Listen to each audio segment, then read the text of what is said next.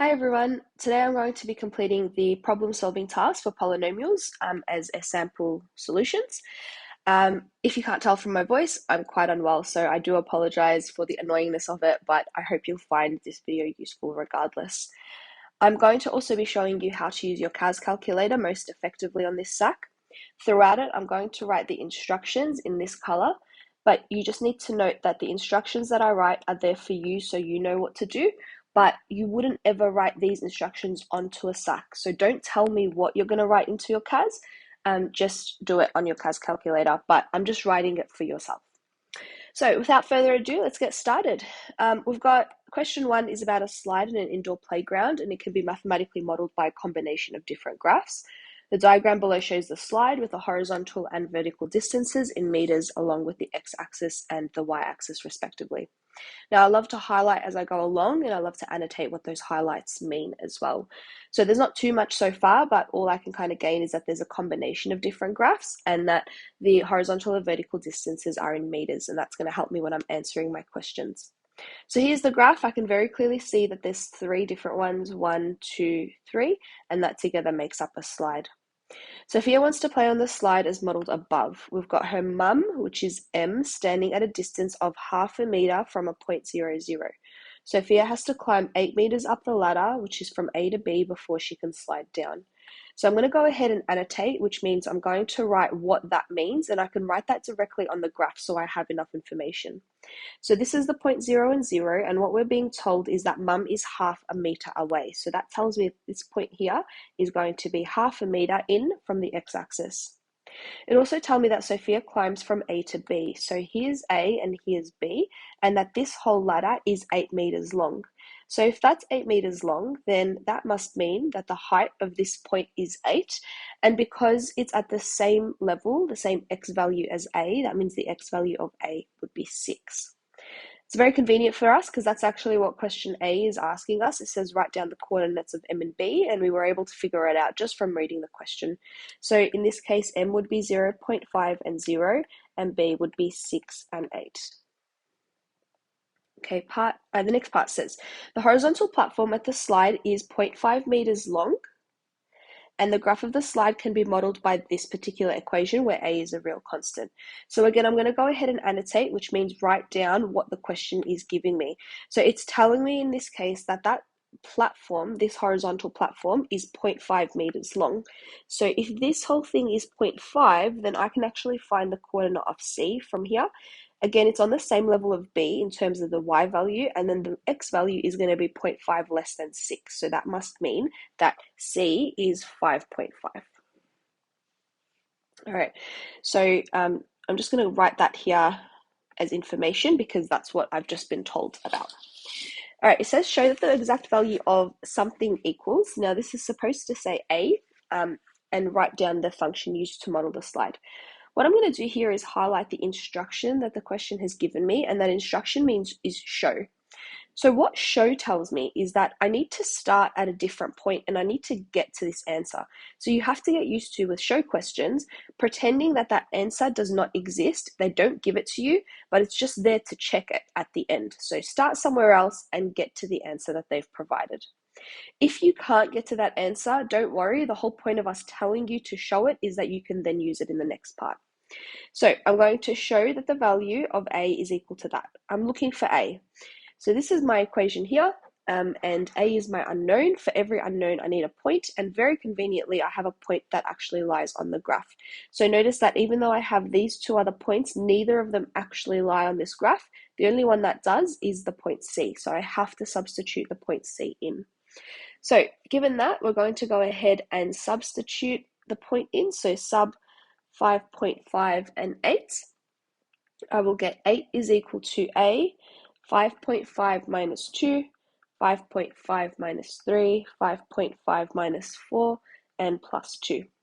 Now, the other thing about a show question is that you must do this by hand. You can't use a CAS calculator.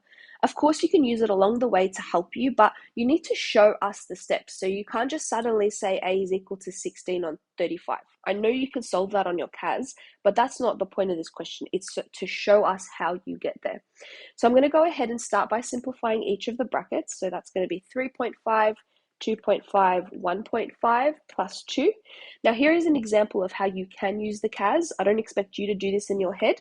So I would type that into the calculator and you will get 13.125a plus 2. So I'm still showing the steps, but I'm using the calculator to help me out. From here, I'm going to take the 2 over to the other side to give me 6, and then I'm going to divide both sides by 13.5. So that will look like 6 equals 13.125a. A will equal 6 on 13.125a, sorry, 125, and that means A will equal to 16 on 35. So I'm just going to highlight that to make that answer really clear because it's in amongst a whole bunch of jumble. And that's really helpful for me as a teacher as well. If you feel like there's a lot of writing, just highlight your answer. It makes it so obvious for me to see. Now the question, I should have highlighted one more part of it. It says show that the value is that and write down the function. So there's actually 2 parts to it. The second part is that I should be writing down the whole function to it. So that's x minus 2, x minus 3, x minus 4 plus 2. So I'm also going to go ahead and highlight this because this is part of my answer. Okay, next page. So then it says at what heights above the ground is Sophia when she reaches the turning points of the slide? And then as instructions, write to 2 decimal places. So when we're talking about heights, we're talking about the y value. So it's asking me what are the y values when she reaches the turning points. Now, of course, we don't know what the turning points are, so we need to go ahead and find that, and we would never do this by hand. This is going to be on our CAS calculator. So we're going to go ahead and log into our CAS, opening up a new document. Now, I always say that whenever you have a new question, you should always define your function. So you can define it from the calculator page, but when you need to graph it, such as this point, if you go ahead and type it into your graph page, that's another way of defining it. So when I type it into f1 of x, that's it. It's been defined as f1 of x. So I'm going to go ahead now and type in the equation, the whole equation into here. So that'll be 16 on 35 times x minus 2 times x minus 3 times x minus 4. And then there's a plus 2. And I'm going to press enter, and we can see that's the full graph. Obviously, we only need part of it in our equation, but that's basically what it looks like. Now, the question is specifically asking me about the turning points. So that's the maximum and the minimum value. To find that, we'll go to Menu, Analyze, and then either maximum or minimum, whatever you're looking for. We're going to drag this dotted line to before the maximum point. We'll click, and then we'll drag it on afterwards and click again. Now, for some crazy reason, my calculator just jumped, so let me just try that again. Yep, I want that point. That's very nice, thank you. And then the other point, I'm going to go to Analyze, Minimum, and this point here. Okay, so I now have my 2 turning points that I'm going to now go ahead and analyze. So we're just going to flip back over. The first thing I'm going to write are the turning points. So that's at 2.42, 2.17, and at 3.58 and 1.83. Now this is not enough because what they're specifically asking me are for the heights, not for the turning points. So the heights that she's going to 2.17 meters and 1.83 meters. So just to reiterate on your calculator, you would go to Menu, I should write that, Menu, Analyze, and then either maximum or minimum, depending on whatever you need. Okay, next part then says, how far in meters is Sophia from her mum when she lands on the ground? And then instructions is 2 decimal places and also in meters. Now, how far is asking me about the horizontal distance. So this time I don't know what x is. And we're specifically looking at from her mum. So it's where she lands away from her mum. So if we go back to have a look at our graph, where she lands is over here. This is where she lands from the slide. So she climbs up, horizontal platform, goes down and lands here. This is a special point called the x-intercept, and what this question is asking me about, how far is she from her mum, not from the origin. So there's 2 parts to this. The first thing is we need to find the x-intercept, and then we need to find this particular distance over here, because the x-intercept tells me how far it is from the origin, but I want it from the mum. Okay, so to find the x-intercept, I'm actually going to go back to the page, and I'm now going to go to Menu, analyze, and 0. 0 tells me when y is equal to 0, which is the x-intercept. So when I click it, I'll get 1.16, and now I can go ahead and type that in here. So I'm going to do a very similar thing to before, where I'm going to write the point, and then I'm going to analyze it. So she lands at 1.16, but we're looking at how far she is from her mum. Her mum is 0.5 away from the origin. So when I do this, 1.16 minus 0.5, because her mum's 0.5 closer, we find out that she's 0.65 meters away from her mum. So to reiterate, the calculator instructions here are menu, analyze, and then 0. That gives me the x-intercepts. Okay, last part, it says write down the domain of the slide of the function f of x is equal to y. So the domain is referring to the x value. Basically, where are the x values of the slide? So if we go back to have a look at it, we can see that it starts at the x-intercept, which is over here, and it ends at the platform, at the start of the platform, which is at 5.5. So now that we know our x-intercept and we know the start of the platform, we could say that the domain is from 1.16 till 5.5.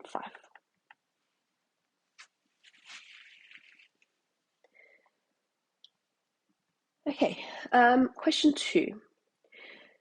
So before Sophia can play on the slide, she's asked to put her shoes in a box at the base of the slide. The shoebox is made by cutting squares of side length x from the 4 corners of a rectangular piece of cardboard that measures 32 by 80 centimeters, and the flaps are shown in the diagram below folded. Now, they're very lovely that they've given you a diagram. If they don't, you must draw one so that you can visualize exactly what's going on. This is sort of a typical question. You would have seen this over and over again, but there's something really interesting in that this particular question actually has a double fold. So there's 2 x's on this length, but on this side there's only 1 x. And it's really important to recognize that because that's going to change your question.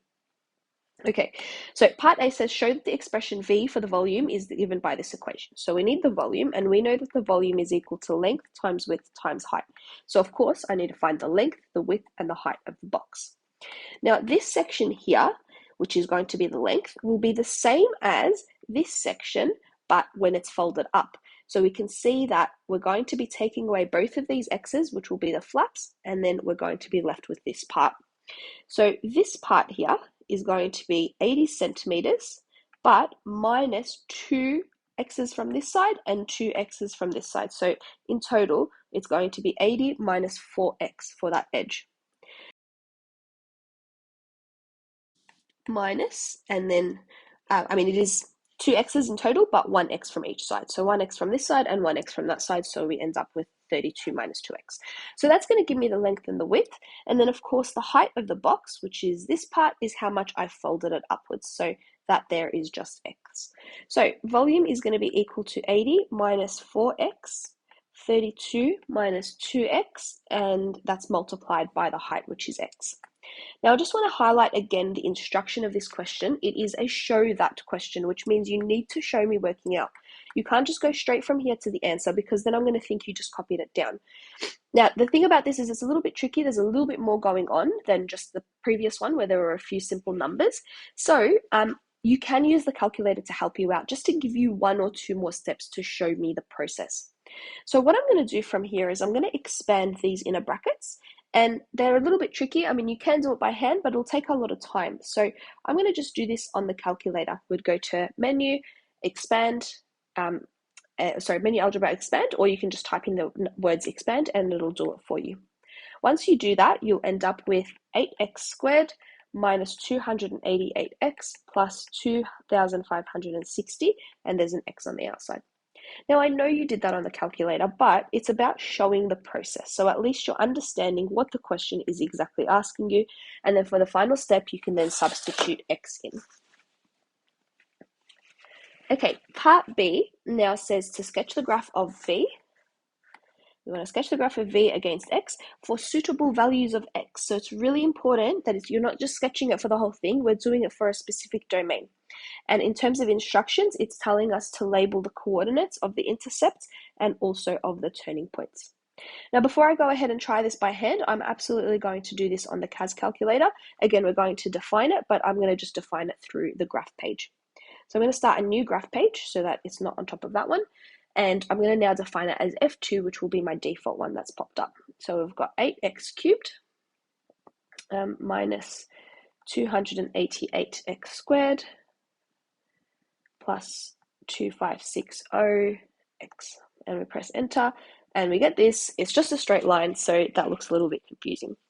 But if you look at the numbers in the equation, they're actually quite large, which indicates that there are large numbers that are going on in this particular equation. So I just simply need to zoom out.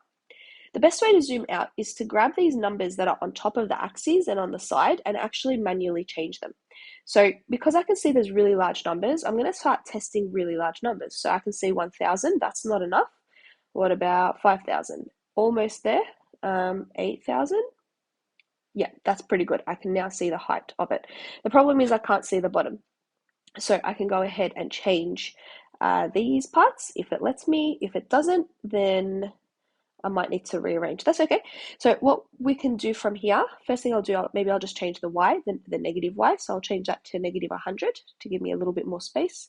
I'll probably want a bit more. No, still not letting me. So you might end up with a point where you're trying to over click. So what I would do from here is wherever your mouse is, if you just hold in that middle button, you'll see a hand that closes, and that actually allows you to move your graph as easily as I can here. So you just press hold, you'll see a hand that closes, and you can move it over. So if you get stuck and some of the numbers won't work, that's one way to do it.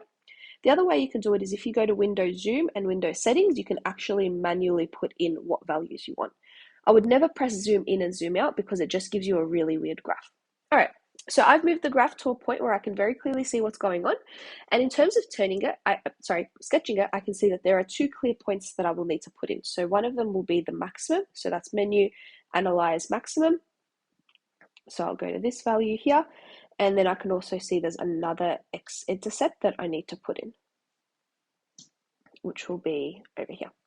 Now, the reason I haven't scrolled out even more to see the rest of the graph is because the suitable domain for this function will always be between the first two x-intercepts. Anything after that second intercept, so we've got 0 and 16, anything after 16 is not valid, either because it's negative or because it's going to result in a negative length if you substitute that number in. So this is what my graph is going to look like. I'm going to draw most of this, but there is a little bit of an issue, which I'll talk about in just a moment. But for now, let's just capture the graph. Now the volume can't be 0, so that's why on the ends I'm drawing it with open circles. And we can see that the height here will be 5.89. I'll put in the y value in a moment. And the x-intercept is a 16, and this one's at 0, 0. Now, the reason I stopped over here is because you might notice on your CAS, you're getting a bit of a crazy number. Here we go. You're getting a bit of a crazy number in the y value. So 6.72 e plus 3. First of all, that e plus 3 means 10 to the power of 3. It's just gone into scientific notation because there's not enough numbers there to be able to represent it. But that's not really good enough. We always want to try and show to 2 decimal places if we can. So remember that this function has been defined for f2 of x. I know where the turning point occurs for the x value. It's at 5.89. So I'm going to go ahead and find out what the actual y value is on my calculator page using that. So I'm going to add a page, calculator, and this function has been defined as f2, and I'm going to substitute the x value of 5.89.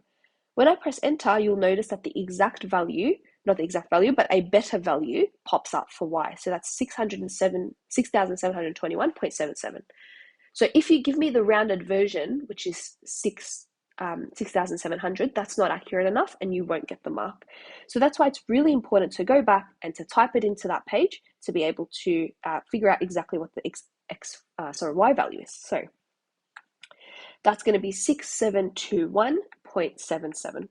Now, to reiterate everything that we've done on our CAS calculator, we're going to ensure that it's been defined either through the graph page or through your calculator page, whatever it is. So define f2 of x.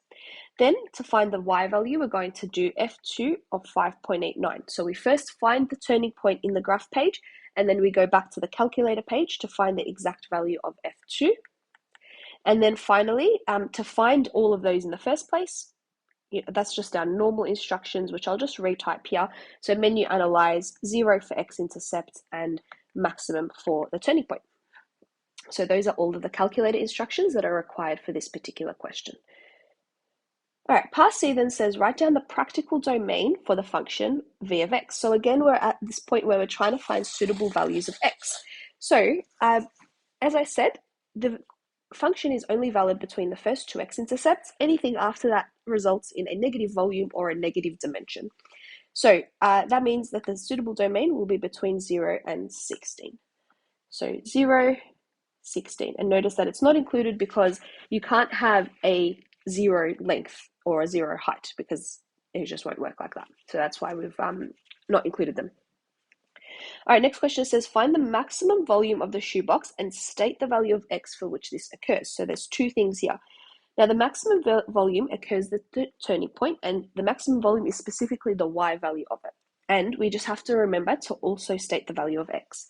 So from our graph, we know that the turning point is at 5.896721.77. Again, this point is not enough. You need to actually explain the specifics of it. So the maximum volume is going to be equal to 6721.77 centimeters cubed, and that is going to happen at the x value of 5.89 centimeters. Next question says, find the volume of the shoebox when x is equal to 10. So this is just a classic, what's the volume when x equals 10? And that's going to be straight into our CAS calculator.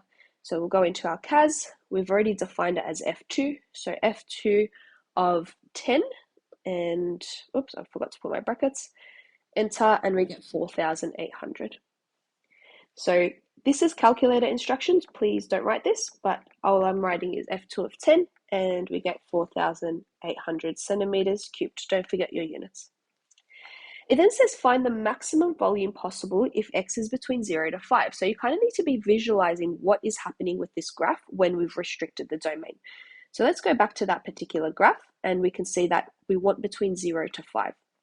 The best way to visualize what's going on is to do a bit of a graph trace. So you can go to menu, graph trace, and drag your little cursor between the values of x is 0 and x is 5. So I can see 0 is here, and I can drag it all the way until I can hit a coordinate of 5, which I can see in the bottom right corner, if you can see it as well. So there's 5. Now, what you can also do on your calculator is just type the number that you want in. So you can just literally just press 5 equals and it'll go straight to it. For me, I think I need to do a double tap. Yep, I press 5 and it'll take me straight to it. So hopefully you can see what the graph looks like. I'll draw a little diagram of the part that we're looking at. So the graph is going to look like this. We haven't quite reached the turning point, and we're trying to figure out what is the maximum volume. Now we know that the volume is the y value, and I can see that the highest y value happens at this point here, which is exactly at 5. So all I need to figure out is what is the y value, so F2 of 5. So again, back onto my calculator, we'll go to the calculator page, and I'm going to type in F2 of 5 to find out exactly what the y value is at that point, and I get 6,600.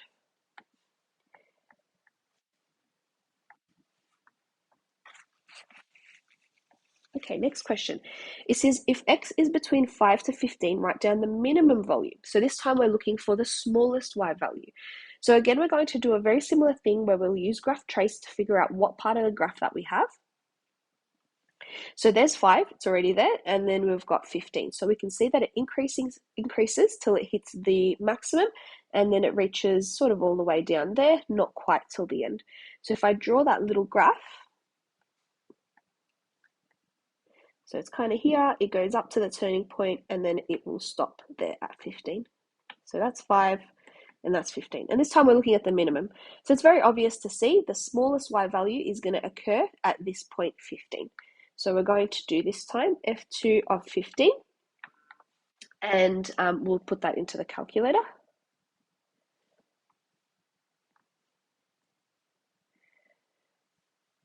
F2 of 15, and I get 600. So that will be my minimum volume. Okay, so that's it for question 2. Moving on to question 3.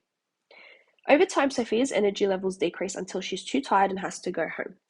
Her energy levels are modeled by the graph before, where T is the time in minutes after 12 p.m. and Y is her percentage level. It's really important to know what X and Y represent and their units. This graph can be modeled by this particular function, which is a quartic, so it's really good to keep that in mind. Okay, it says show that the function can be modeled by this particular equation. And again, we're at a show question, which means I need to use the information to get to that particular answer. Now, I can tell that this function here is a quartic and it's in turning point form, which is really great for me because they've actually given me a turning point, and then to find the a, I just need another point. I've got all the information there and I can sub it straight in. So my turning point is going to be 4, 0, which is usually H and K. In this case, it's B and C. So you can label it whatever you want, H, K, B, C, same. So we're going to get y is equal to A, x minus 4 to the power of 4 plus 0. And that's part of my equation. And then in order to find A, all I have to do is go ahead and sub in another point. So I'm going to sub in 0 and 100. So that'll be 100 equals A, 0 minus 4 to the power of 4. I don't need to write the plus 0. Again, I'm showing, so I don't just type it into the CAS and click solve, because obviously I know that A is 100 and 256. You need to show it. So I get 100 equals 4 to the power of 4 is 256. So therefore A will be equal to 100 on 256. So that's my A value. That means my final equation will be 100 on 256 x minus 4 to the power of 4. And I'm just going to go ahead and highlight my answers just so it's very clear. Okay, next it says, give me the domain and the range, so the x values and the y values. So I can see that x, the smallest x is at 0, the largest is 4, and range, the smallest is 0, and it goes all the way to 100. It then asks me to write this model using function notation. So if you remember, function notation is where we have a function name, we put in a domain, codomain, and the rule. So you just kind of need to remember what it looks like. I'm going to call this function f, you can call it whatever you want, and that will be the domain 0 to 4 to every real value. Remember, the codomain is always R, so that is not the range, it is the codomain. And then we go ahead and we write our rule. So f of x is equal to 100 on 256 equals x minus 4 to the power of 4.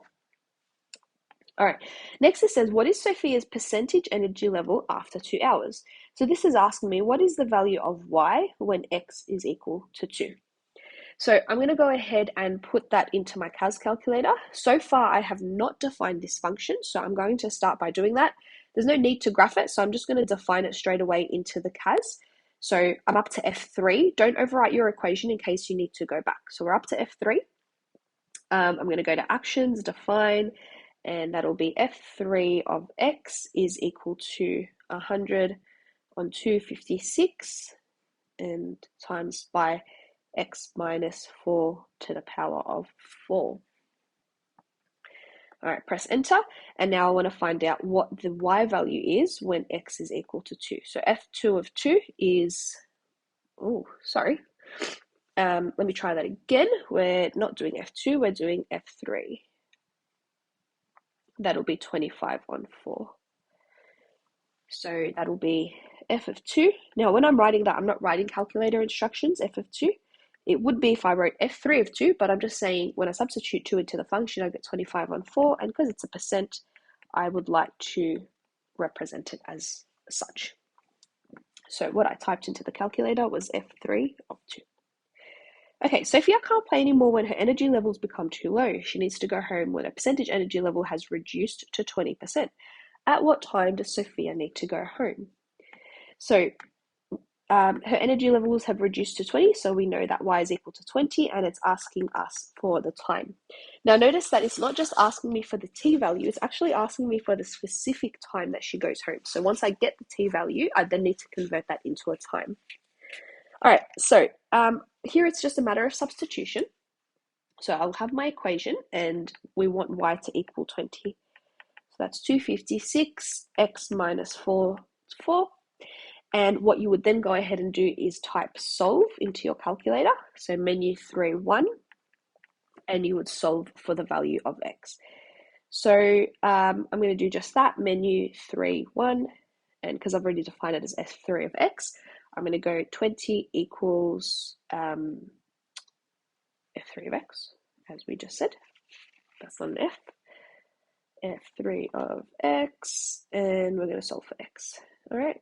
So I get a number that looks like this. I obviously need to convert that to decimals. So we'll go, you can just press Control Enter. Unfortunately, I can't do that on the iPad, so I need to do this.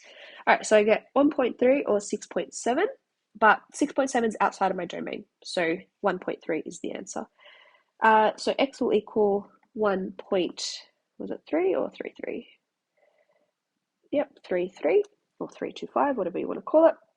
1.33. Now that's the x value, so it's really important to note that that is not the time. The way you convert it to time is that it's 1 hour after the starting time. In this case, that's 12 p.m. So 1 hour after that will be at 1 p.m. And then to get the minutes, we will multiply the decimal by 60.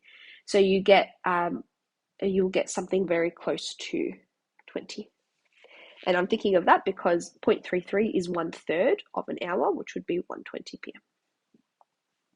I'll highlight that so it's a bit obvious. Okay, moving on. So in the meantime, Sophia wants to make the most out of the time in the indoor playground. She spots a large in-ground trampoline that is accessed by jumping off a platform at a height of 1.6 meters off the ground. Sophia climbs up to this platform, she jumps and bounces once on the trampoline before landing on the ground. The function that models the height is shown below. So they've really described what the function is going to look like, which is really helpful. This is the key function that we need, and we can see that we've got an associated domain to it as well this time. It then asks me to draw, so I'm just going to go ahead and put that on my CAS first to help me draw it. So we'll create a new graph page. We're now at f4 of x, and I'm going to type in the function, so we'll have negative 0.1 times, and we can't write t because the calculator won't recognize that, we'll have to write x squared times x minus 4. Now, you'll also notice that you've been given a domain. So I'm going to sketch this for the specific domain that I've been given. On your calculator, it's really easy. You just need to press Control equals, and the equal sign is below it, and you'll get all of these different symbols. The symbol that we're looking for is this straight line that I've just pressed. Okay, it's a straight line, which means where. So this function where x is between, and then you can access your inequality signs by doing the same, Control equals. X is between 0 and 4. That's the associated domain that they've just provided me with. So when I press enter, I get this function. Now I can fix this up, just make it look a little bit better. I can see that, I can stretch it out a little bit more. So it looks a little bit more like this. And I think that looks quite nice. You can sort of move it around however you prefer. So that's the function there that we will have. Now, when we draw, we need to find a series of things. We need to find the y-intercept, x-intercept, minimum, maximum, and so on. So you can go through to the analyze and do one thing at a time. But when I have to find everything, I actually use the trace function, and I'll show you why it's so useful. So we'll go to menu, graph trace, and you can see when I have this, it's popping up with these little bubbles. So this point here says it's the y-intercept. So you can actually graph trace, and whenever you come across an important point, it'll actually tell you that that's an important point. And then what you can do is you can save that point by clicking on it. So I think for you, it might just be a double click. For me, it's a bit of a hard press, but it's now saved that point for me. So then I can go ahead and drag it until I get to that next bubble, which I'm expecting here. It says minimum. So I'm going to go ahead and save that point. If I'm able to save it. So much easier on a normal CAS. There we go, saved it.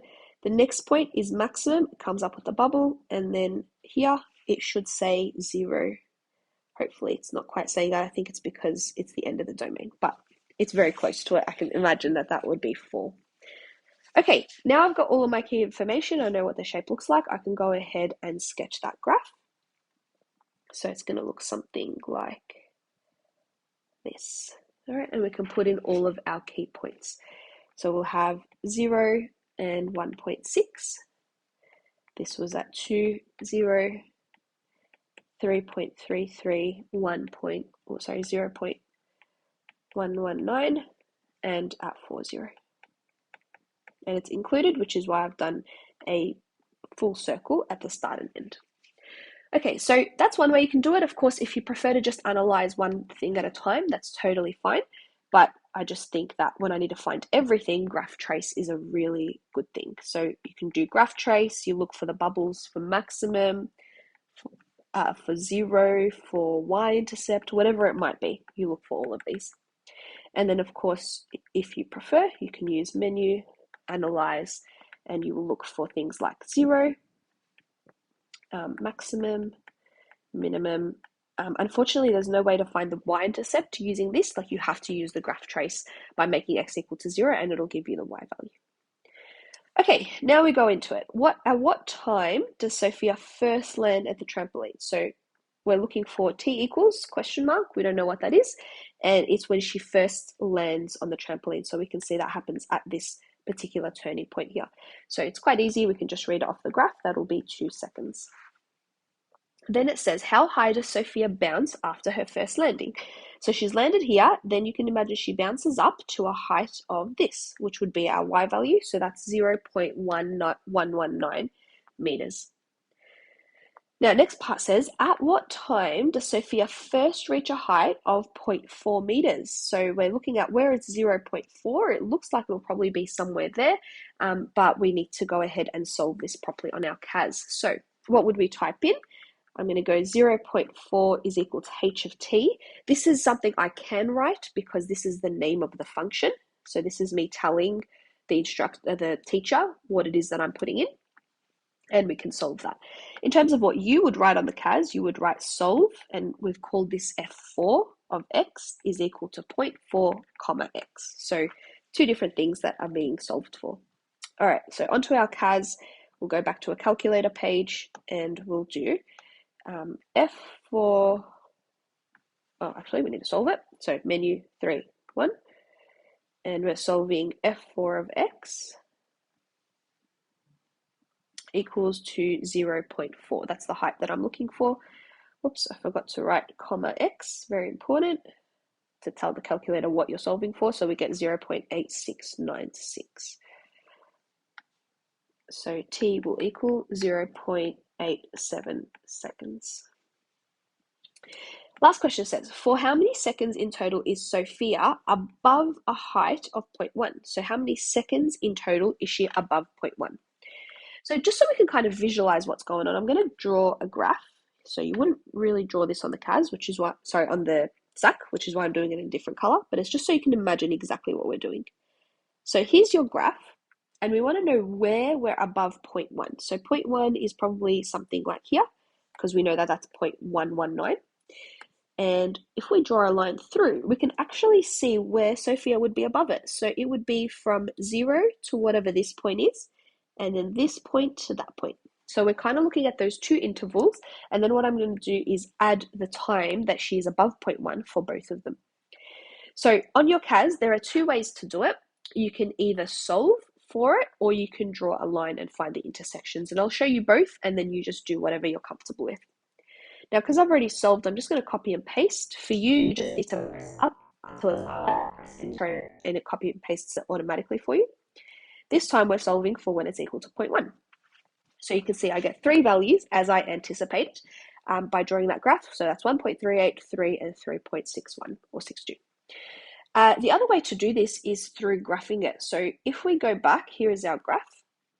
Now I'm just going to get out of the graph trace, and I'll just move these coordinates. If you're not sure how to move them, you just hover over them. You'll see that there's a hand, and when you press, the hand will close and you can move it around. Okay, oops, I didn't mean to move the coordinate.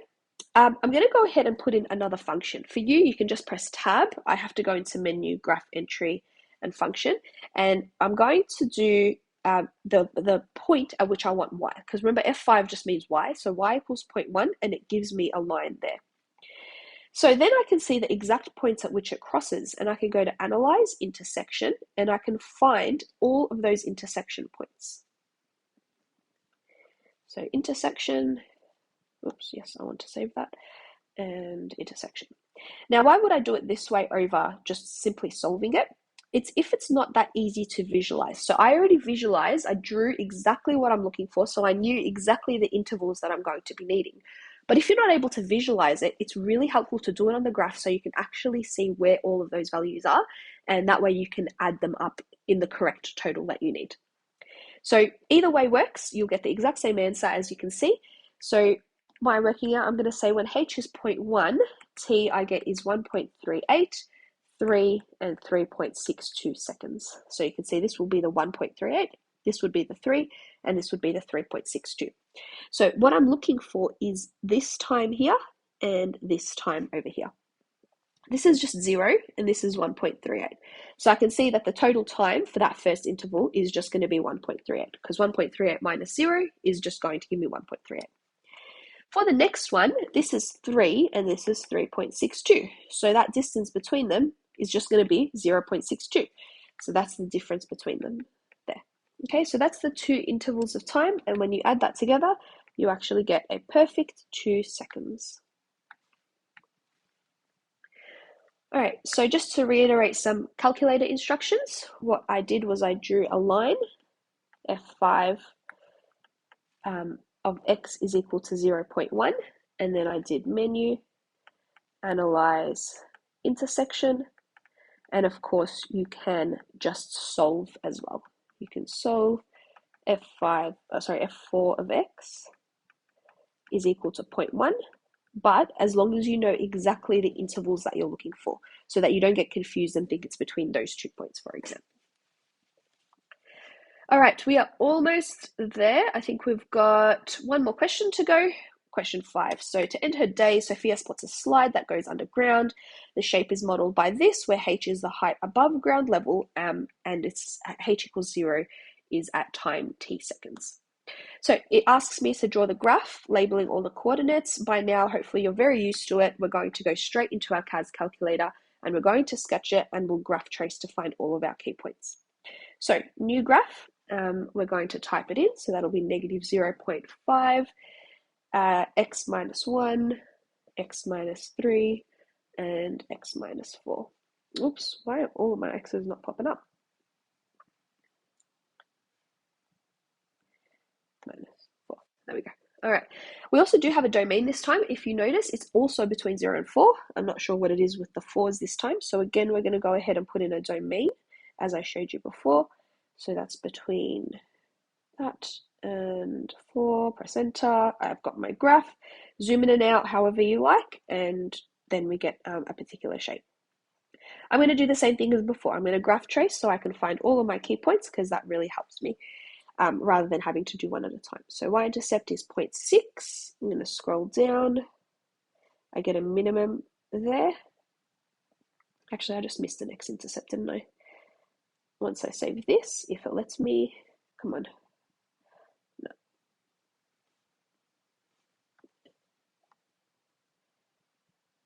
There we go. All right, there we go. It said 0, so I'm just going to save that. This is the next one. 3. Where's that maximum? There it is. And finally, there's another 0 at the end there, which is at 4. That's fine. I know it's at 4. Okay, move your coordinates as round as you need, and now we have all of our key points. We can go ahead and draw this and put it all in. So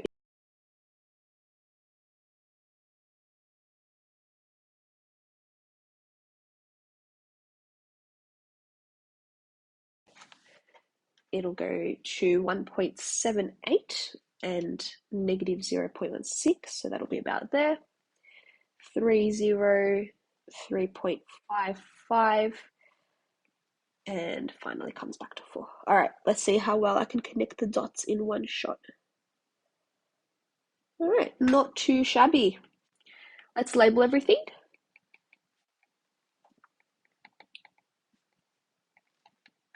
Oops, missed the point. That is 30, turning point 3.55, 3.316, and 40. All right, good to go.